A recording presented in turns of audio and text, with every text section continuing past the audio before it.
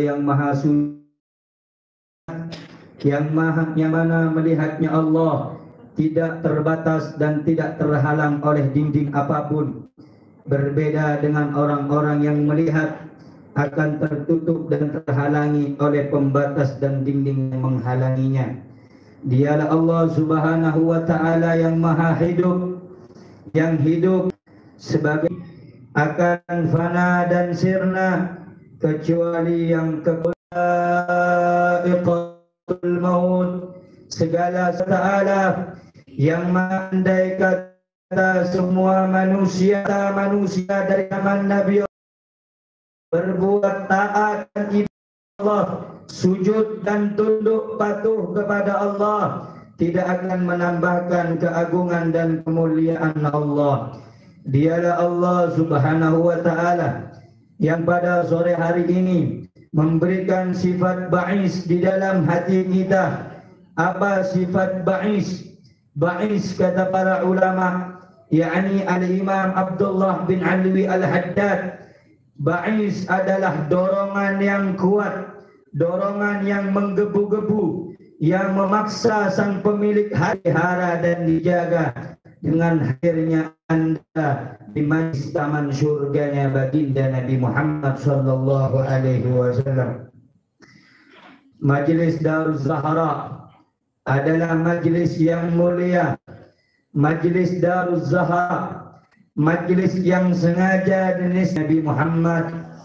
Beruntung orang-orang wanita-wanita yang mereka hidupnya menteladani Sayyidah Fatimah Zahra radhiyallahu taala anha wa ardah, yang mana Sayyidah Fatimah Zahra manusia yang dikatakan di dalam kitab Asy-Syaikh Yusuf bagaimana keagungan ibadah Fatimah Zahra, hingga suatu ketika saudara-saudara hadirin hadirat, Fatimah Zahra radhiyallahu anha adalah cerminan hidup wanita-wanita yang ada, sehingga Sayyidah yang akhlaknya, tingkah lakunya, kepribadiannya yang lebih mirip setelah kewafatan Nabi Muhammad melebihi Sayyidah Fatimah Zahra. Dialah sosok manusia yang rela menahan lapar karena tidak ingin melihat kaum muslimin kelaparan. Dialah seorang wanita, kalau kita berdandan dengan dandanan yang mahal, dialah manusia berdandan dengan dandan kepribadiannya, akhlaknya, ibadahnya, sebagaimana ibadah Sayyidah Fatimah Zahra radhiyallahu anha. Bagaimana ibadah Sayyidah Fatimah Zahra, bagaimana cintanya Sayyidah Fatimah Zahra kepada ini agama. Saudara-saudara yang dimuliakan oleh Allah Subhanahu wa ta'ala, hingga suatu ketika Sayyidah Fatimah pernah mengintip, pernah melihat, pernah menyaksikan bagaimana ibadah ayahnya Rasulullah sallallahu alaihi wasallam. Di dalam sujud akhirnya Rasulullah Zahra, di dalam doa Rasulullah berdoa, ummati, ya Allah, ampuni dosa aku punya umat, ampuni dosa-dosa mereka ya Allah, aku nabi mereka, aku pimpinan mereka, ampuni segala dosa-dosa umatku ya Allah. Demi Allah, belum pernah aku melihat setiap ayahku sujud lamanya, setelah aku melihat ayahku membasahi kedua air matanya, mengalirkan air mata hingga membasahi tempat sujudnya, kecuali hanya untuk meminta ampunan untuk umatnya. Saudara-saudara, ibu-ibu, majlis Daruz Zahra yang dimuliakan oleh Allah, ini majlis sengaja Al-Fakir beri nama Daruz Zahra agar peninggalan Sayyidah Fatimah senantiasa hidup di antara kita. Karena banyak di antara kita orang-orang yang telah melupakan daripada akhlak Sayyidah Fatimah Zahra, melupakan kehidupan kehidupan Sayyidah Fatimah daripada pakaian musuh-musuh Sayyidah Fatimah Zahra ketimbang mereka memakai pakaian Sayyidah Fatimah Zahra. Saudara-saudara, kelak satu riwayat mahsyar berukan kepada mereka, "Huddu absarakum Tamur bintan Nabi Mustafa wa nakisu perempuan mukminah." Maka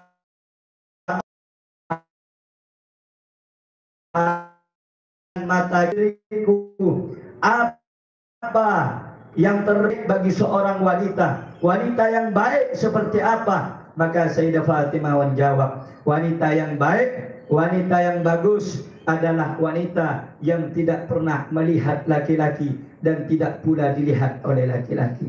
Bagaimana Sayyidah Fatimah di akhir hayatnya berpesan, jangan sampai ada daripada satu helai rambutku dilihat oleh laki-laki yang bukan mahram.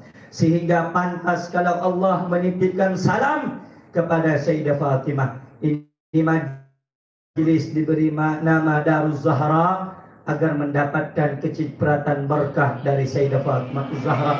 Semoga yang hadir ini kelak kita dikumpulkan di barisan Sayyidah Fatimah Zahra.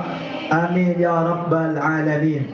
Hadirin hadirat jamaah majlis Daruz Zahra, pentingnya bagi kita di akhir zaman mengikuti Sayyidah Fatimah, karena dilihat di akhir zaman ini telah banyak daripada musuh-musuh Sayyidah Fatimah, musuh-musuh Islam, musuh-musuhnya Rasulullah. Mereka mendoktrin anak-anak muda Islam kita, pemudi muslimah kita yang ada khususnya di Indonesia ini, diberikan pemahaman, diberikan doktrinan untuk jauh daripada akhlak Sayyidah Fatimah Zahra. Saudara-saudara, Sayyidah Fatimah pada hakikatnya tidak mati. Sayyidah Fatimah orang soleh, hakikatnya menyaksikan disebut di dalamnya, saudara-saudara, yang datang bertawassul, natawassalu bil hubabah. Kita bertawassul kepada manusia, wanita-wanita yang salehah. Mereka melihat perkumpulan ini, mereka menyaksikan perkumpulan ini, maka beruntung Anda yang hadir dari tempat yang jauh, dalam keadaan letih, dalam keadaan capek, Anda datang. Fawallahi, demi Allah, jika kita datang dengan ikhlas karena Allah, kita datang karena untuk mengembirakan Sayyidah Fatimah, Sayyidah Fatimah telah memandang Anda dengan pandangan cintanya. Hanya saja di antara kita tidak mampu melihat sosok Sayyidah Fatimah Zahra. Jika kita menyebut nama orang mukminin, jika kita menyebut nama orang salihah di majlis semacam ini, adalah obat bagi hati yang penuh penyakit, saudara-saudara. Al-Habib Ahmad bin Hasan Al-Attas radhiyallahu an, beliau berkata, majlisul ilmi wa majlisul da'wa ila Allah wa dzikr salihin sabunul qulub wa ma'ul qulub.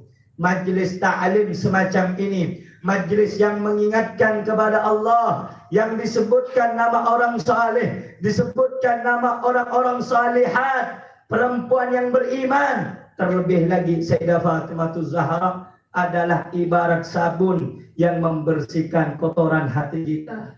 Apakah hati kita ini punya kotoran? Pasti di antara kita punya kotoran hati. Apa kotoran hati? Kotoran hati ujub, riya, sum'ah, sombong, takabbur, pamer, pengen dipuji oleh orang lain. Semuanya itu akan sirna, semuanya akan dihapus oleh Allah kalau kita sering-sering datang ke alimnya Nabi Muhammad sallallahu alaihi wasallam. Saudara-saudara, hadirin hadirat majlis Daruz Zahra yang dimuliakan oleh Allah Subhanahu wa taala, Sayyidah Fatimah, Sayyidatun Nisa'i Ahlil Jannah. Bagaimana karamnya, bagaimana dermawannya, hingga diceritakan, Allahumma akhrij minkuma katsiran thayyibah. Ya Allah, keluarkan daripada Ali dan Fatimah keturunan yang banyak dan juga. Kemudian Sayyidina Anas meriwayatkan hadis ini, fa wallahi, demi Allah aku menyaksikan keturunan Ali dan Fatimah keturunan yang banyak juga baik. Saudara-saudara, di malam pengantinnya, malam daripada pernikahan Sayyidah Fatimah, ini manusia yang mulia, tidak sama dengan wanita-wanita di antara kita. Sayyidah Fatimah tidak pernah marah kepada suaminya. Sayyidah Fatimah dengan tangannya hingga melepuk tangan yang mulia, sehingga datang kepada untuk diberikan budak ataupun diberikan pelayan yang bisa membantu daripada pekerjaan sehari-harinya. Tetapi Nabi Muhammad mendidik dengan pendidikan kenabian. Nabi Muhammad mendidik anaknya supaya sabar dengan keadaan di dunia ini. Apa yang diajarkan oleh Nabi Muhammad? Wahai Fatimah, maukah engkau aku ajarkan sesuatu yang lebih baik daripada yang engkau minta? Apa wahai ayahku? Baca sebelum tidur Subhanallah 33 kali, Alhamdulillah 33 kali, Allahu Akbar 33 kali. Kalau engkau amalkan itu wahai Fatimah, lebih baik daripada dunia dan seisinya. Sayyidah Fatimah pulang dengan hati yang gembira, walaupun tidak sesuai apa yang ia minta, tetapi pemberian Nabi Muhammad, pemberian daripada ayahnya Rasulullah jauh lebih baik baginya. Kenapa? Itu kebahagiaan pemberian untuk amalnya nanti di akhirat. Di malam pengantinnya, saudara-saudara, kalau di antara kita mempunyai gaun yang indah, pasti di antara kita gaun itu kita simpan untuk hari esok kita melakukan pernikahan. Manusia yang berhati mulia, hari ini aku tidak makan, tidak ada sesuatu suap pun yang masuk ke dalam perutku ini. Sudikah engkau memberikan aku makan? Kemudian Sayyidah Fatimah tidak ada yang diberi pada saat itu. Memang beliau hidup dalam keadaan sederhana, saudara-saudara. Apa yang diberikan? Gaun pengantin untuk hari esok dia berikan kepada fakir miskin. Yang penting dia mampu menghibur orang yang sudah kelaparan. Begitu kehidupan mereka wanita ahli tarim. Hadrajar kalau orang-orang ahli tarim, mereka perempuannya soleha, perempuannya dicintai oleh Nabi Muhammad. Bahkan di dalam satu kitab dijelaskan wanita ahli tarim pernah menulis satu syarah daripada kitab Minhajul Talibin karangannya Imam Nawawi. Di akhir daripada syarah penjelasan daripada matan dijelaskan oleh seorang wanita yang ada di kota Tarim dari bangsa Al-Amudi. Bangsanya Al-Amudi. Ini perempuan menulis taklik catatan kaki di akhir kitabnya. Dia mengatakan mohon maaf, berikan maaf karena saya mengarang kitab ini dalam keadaan menyusui anak saya. Dalam keadaan menyusui anaknya, mereka mengarang kitab berbeda dengan kita. Dengan ada dalam keadaan menyusui anak, justru didengarkan lagu-lagu yang tidak mengingatkan kepada Allah. Justru didengarkan suara-suara yang tidak mendekatkan kepada Nabi Muhammad. Oleh karena itu didik anak-anak kita, dekatkan anak-anak kita dengan daripada amalan-amalan suara-suara yang mampu menggugah hati mereka untuk dekat kepada Nabi Muhammad sallallahu alaihi wasallam. Saudara-saudara, Sayyidah Fatimah Zahra, tidak ada suatu perkara yang menyakiti hati Sayyidah Fatimah kecuali perkara itu menyakiti hatinya Nabi Muhammad. Kenapa? Rasulullah mengatakan Fatimatun bid'atun minni. Fatimah ini bagian darah dagingku. Siapa yang menyakiti Fatimah, menyakiti aku, kata Nabi Muhammad. Siapa yang menyenangkan Fatimah, menyenangkan hatiku, kata Nabi Muhammad. Anda yang datang di majelis Darul Zahra, insya Allah menyenangkan hati Sayyidah Fatimah. Menyenangkan hati Sayyidah Fatimah tentu akan menyenangkan hati Nabi Muhammad sallallahu alaihi wasallam. Sayyidah Fatimah, saudara-saudara, sampai diriwayatkan dalam satu riwayat ulama mengatakan haura insiyah, subhanallah, Haura insiyah, bidadari yang menyerupai manusia. Itu Sayyidah Fatimah. Tidak ada wanita yang seperti Sayyidah Fatimah. Tidak ada. Tidak akan pernah terlihat oleh kedua mata kita lagi. Siapa Sayyidah Fatimah? Kesabarannya sudah teruji. Apalagi zahirnya luar biasa ibadahnya. Cuma saudara-saudara, wanita-wanita di zaman sekarang justru lebih banyak dominan, lebih mengidolakan orang-orang barat ketimbang mengidolakan Sayyidah Fatimah Az-Zahra. Sayyidah Fatimah Az-Zahra 3 hari kadang tidak makan, lapar. Sayyidah Fatimah Az-Zahra pernah suatu ketika berkumpul dengan anaknya Sayyidina Al-Hasan, Sayyidina Al-Husain, Sayyidina Ali, kemudian beliau. Ada 4 keluarga di situ. Kemudian Sayyidah Fatimah Az-Zahra memasak gandum roti yang dicampur gandum. Kemudian dikasih kuah daging. Tidak lama ketika puasa, Sayyidah Fatimah Az-Zahra sekeluarga mau berbuka, datang pengemis. Assalamualaikum, waalaikumsalam, dibuka pintu oleh Sayyidina Ali. Sudah engkau memberi aku makan. Padahal makanan waktu itu hanya 3 buah roti untuk 4 orang, saudara-saudara. Diberikan 1 roti oleh Sayyidah Fatimah Az-Zahra. Sayyidina Ali memberikan keluar. Gak lama menunggu azan maghrib, datang lagi seorang. Wahai Imam Ali, saya ini daripada tawanan perang, belum makan. Sayyidina Ali masuk. Wahai istriku, tinggal berapa roti yang kita punya? Tinggal 2, wahai suami. Dan tinggal 1. Maghrib datang. Makkah sana menawarkan raja di sana, menawarkan beliau untuk menjadi penasehat kerajaan. Beliau sebagai nasihat, tetapi beliau tolak. Kenapa? Saking cintanya kepada negara Indonesia ini. 4 triliun beliau ditawarkan di hadapannya, saudara-saudara. Ibu-ibu, 4 triliun bukan uang kecil. Permintaan mereka orang-orang zalim agar beliau tidak turun pada aksi 212. Tetapi 4 triliun itu tidak membuat tergiur dengan dunia. Karena tertanam di dalam hatinya adalah kecintaan kepada Maulana Muhammad. Beliau rela dirinya dihujat, dicaci, dimaki, direndahkan, dilecehkan, dibunuh karakternya, dibunuh daripada pengawalnya. Semua beliau lakukan hanya untuk menggapai ridhonya Nabi Muhammad.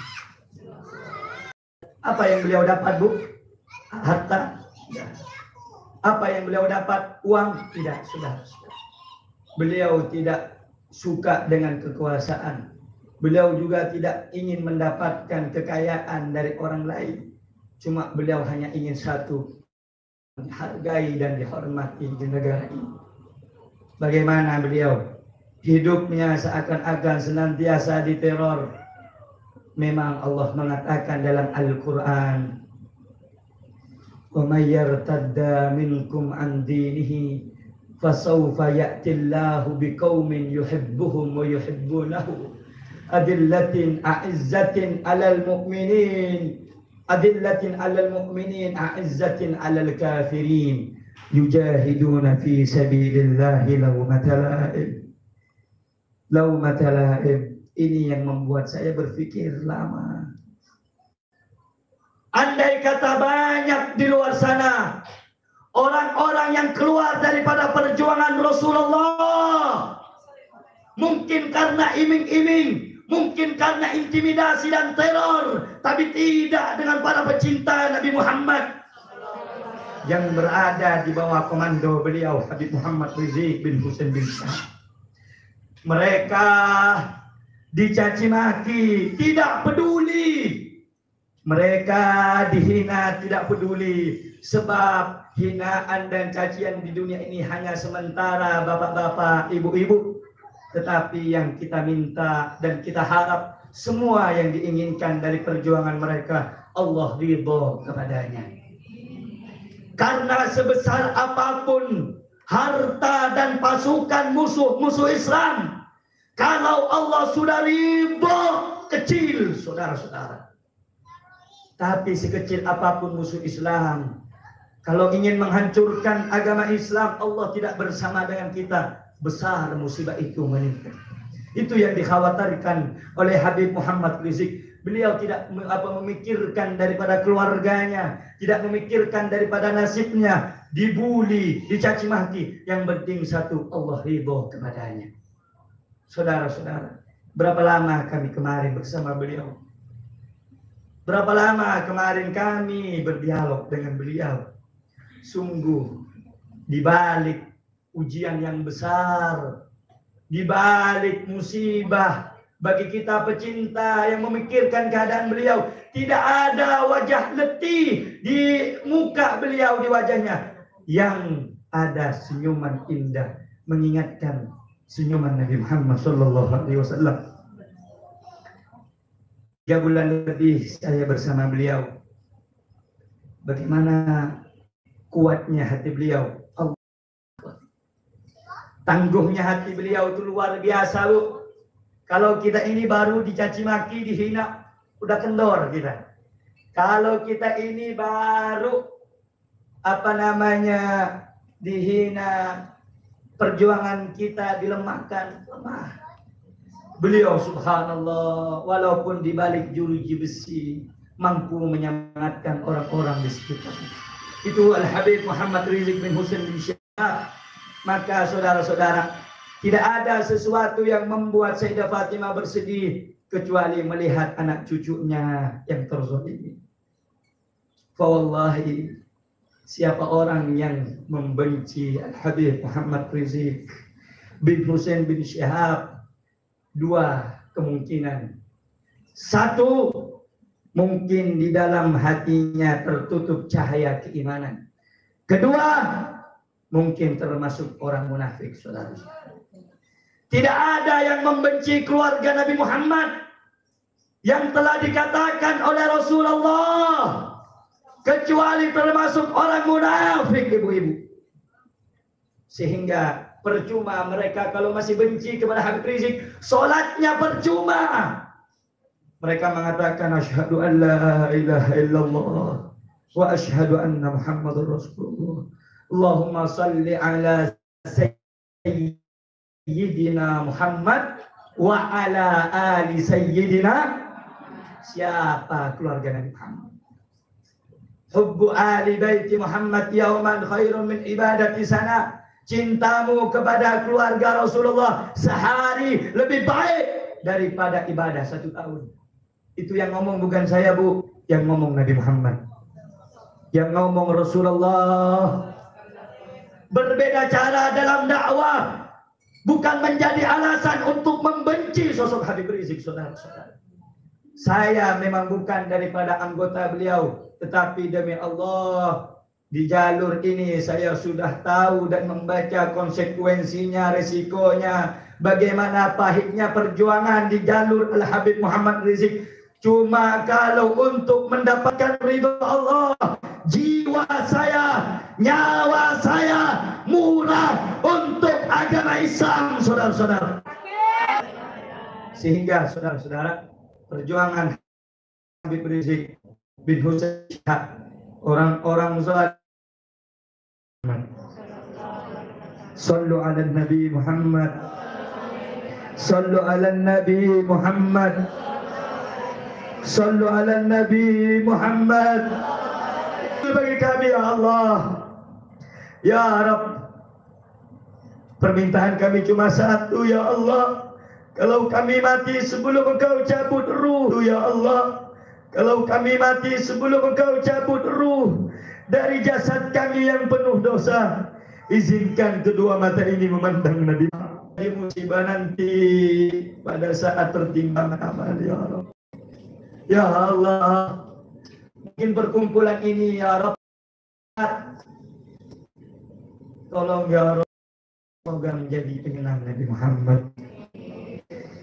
membuat senyuman indah Nabi Muhammad.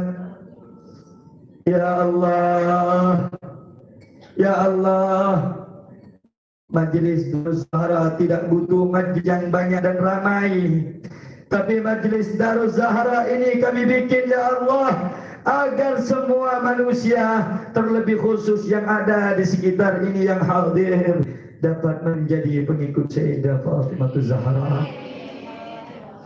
Majelis ini ya Allah walaupun kecil, niat kami hanya ingin menyenangkan hati Sayyidah Fatimah, tidak lebih ya Allah.